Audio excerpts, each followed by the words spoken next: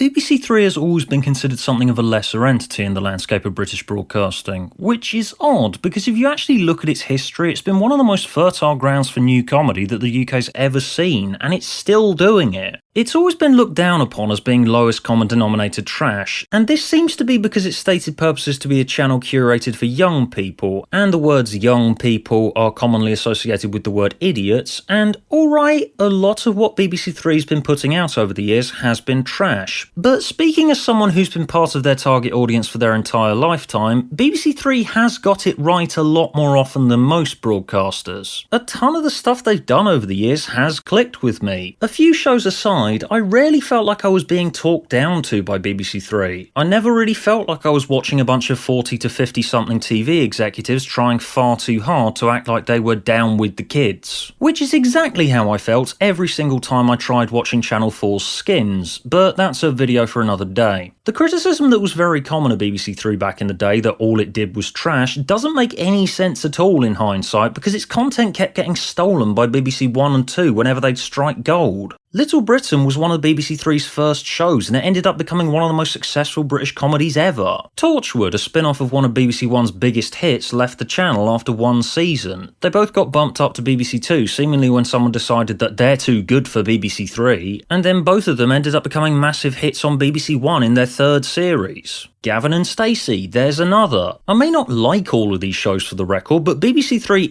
was and always has been a fucking hit factory. Why has it never got the respect it deserves? The Mighty Boosh, there's another. Is it just because of the young people label, and young people are apparently all rubbish nowadays and it's not like it was back in my day? Well, of course, we had it tough. Sure, not everything that BBC Three's done over the years has been great, but they've been trying to make highly creative, extremely efficient, really funny shows on stupidly low budgets this whole time, and they still are. Which is where we get to This Country. BBC Three was relegated to online-only streaming when someone decided that they couldn't be asked broadcasting it anymore, and it's after this that they scored a massive viral hit in the form of This Country. This Country is a show that utilises the mockumentary format so efficiently. Each episode, what you got is simple establishing shots of a quiet British country village, a caption introducing a socially aware topic, and cut to our two main characters, cousins Kerry and Curtin, dealing with all sorts of social issues relevant to disaffected young people. The show is literally just documentary crew members following Kerry and Curtin as they wander around the village looking for stuff to do, within the confines of a well-structured story relating to the social issue that they're dealing with this week, of course. They get wrapped up in pyramid schemes, they have run-ins with Kerry's weird, deranged neighbour, and they track down old friends of Kerry's dad, who's quite blatantly a piece of shit, but who Kerry's blindly loyal to. A lot of the humour can be quite crude, and at times scatological, and it's been compared to Little Britain, but I think that's unfair. It's not really over the top like Little Britain was. The clips that have gone viral are good, yes, but just remember going in that they're not that representative of the show as a whole. The mockumentary style, the talking head bits, the cartoonishly nice vicar who takes an interest in helping Kerry and Curtin grow into functional adults, Curtin's weird obsessions, Kerry's denial about the true nature of her father. It's less like a sketch show and more character driven than you would expect if all you know of it are those viral clips. It's actually very down to earth and it's relatable as fuck. I swear I've met at least 3 people who seem exactly like Mandy. The BBC Three show that you've probably heard tons of people jabbering about lately that just released its second series is Fleabag, a co-production with Amazon Studios. Fleabag's a dark comedy drama about a young woman who lives in London and runs a cafe, and she does the Malcolm in the Middle thing of breaking the fourth wall as she guides you through her troubled relationships with her partners, friends and family. I find Fleabag so interesting because it styles itself as a sitcom, but you are aware throughout the whole thing that there's something that's not quite right here. There are some dark secrets and depression and trauma buried beneath Fleabag's sarcastic and confident persona. She's blatantly trying to hide her true self by coming across as the type of witty, jokey character that you'd see in a sitcom who thinks they know it all and have seen it all, but she's clearly just doing that as a means of deflection. She's openly running from her problems.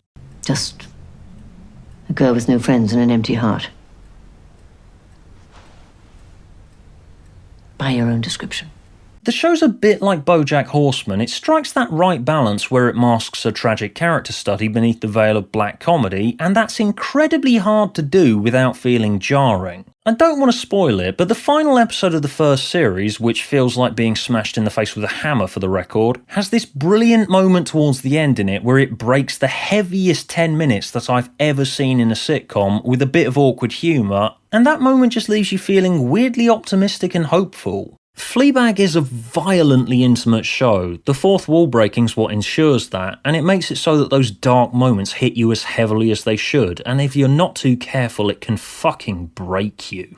Fleabag seems to have been the critical darling that BBC Three needed to gain it some respect in the landscape of British broadcasting. The channel has now been given an hour's broadcasting slot on BBC One, but I thought it was worth reminding people that BBC Three has been a sound investment this whole time. It's been taken for granted. Yes, it did do a lot of trash back in the day, and eventually it just became a dumping ground for Family Guy repeats towards the end of its life as a Freeview channel, but if you give it the budget it needs, it can seek out and provide a platform for stupefyingly talented people.